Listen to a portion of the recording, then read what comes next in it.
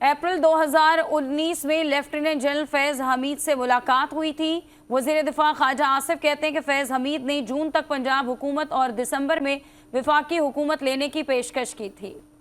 वज़ीर दिफा ख्वाजा आसिफ ने अप्रैल 2019 में जनरल बाजवा के ससुर के घर फैज़ हमीद से मुलाकात का इंकशाफ किया और बताया कि फैज़ हमीद ने कहा था जून में पंजाब, दिसंबर में वफाकी हुकूमत लेंगे।